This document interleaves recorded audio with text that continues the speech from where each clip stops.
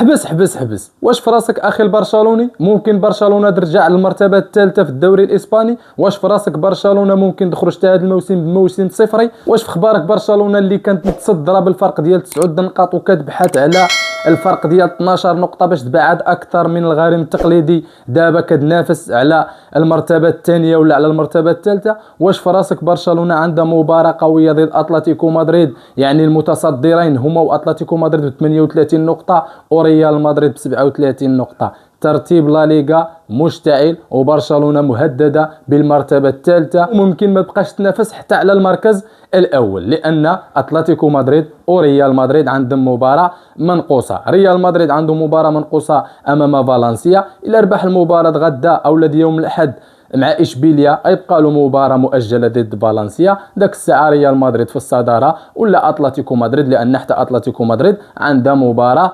منقوصة حتى هي ممكن توصل للنقطة 41 في هذه المباراة ضد برشلونة. الى ربحت اتلتيكو مدريد غيولي عندها 41 نقطة، الى ربحت برشلونة غيولي عندها 41 نقطة وريال مدريد 40 نقطة، لان الترتيب الحالي هو 38 نقطة لبرشلونة و38 نقطة لاتلتيكو مدريد. ريال مدريد في المرتبة الثانية ولا الثالثة بالترتيب ديال 37 نقطة. برشلونة متصدرة بالفرق ديال الاهداف على اتلتيكو مدريد، نفس النقاط 38. غدا ان شاء الله عندهم مباراة ديال الفصل ومباراة ديال الصدارة بين ريال مدريد او عفوا بين اتلتيكو مدريد وبرشلونة، وحتى ريال مدريد داخله في هذه القضية هذه، لان حتى هي ما كاينش شي فرق كبير 37 نقطة.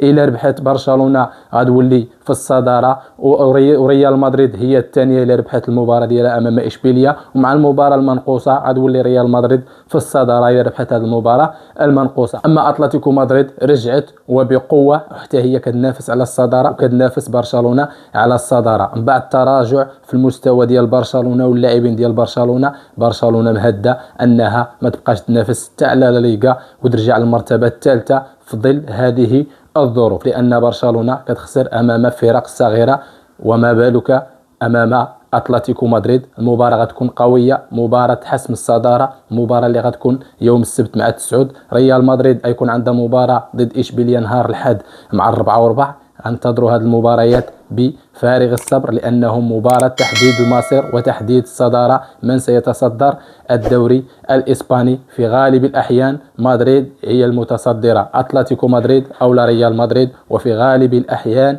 أو غالب الأحوال ستكون برشلونة في المرتبة الثالثة، لأن بهذا المستوى وبهذا الأداء ينتظر جمهور برشلونة موسم صفري آخر ومرتبة ثالثة في الدوري الإسباني. غيبقى البرشلونة المنافسة على دوري أبطال أوروبا، وبهذا المستوى وبهذا الأداء صعب أنك تتنافس على دوري أبطال أوروبا في وجود أندية عملاقة، أندية كبيرة. ريال مدريد أو عفوا برشلونة قدمت موسم أو بداية موسم استثنائية، قدمت نتائج كبيرة، مدرب كبير، لاعبين ظهروا لأول مرة قدموا مستويات كبيرة.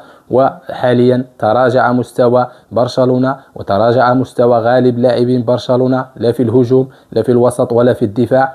يعني برشلونة مهددة أنها تتراجع للمرتبة الثالثة، لأن المنافسة شرسة والمنافسة ستحتدم بين أتلتيكو مدريد وريال مدريد على الصدارة. إن شاء الله نتفرجوا المباريات ونشوفوا النتائج، من سيفوز بالدوري الإسباني ومن سيتفوق، هل برشلونة أم أتلتيكو مدريد في المباراة ديال غدا. تحياتي.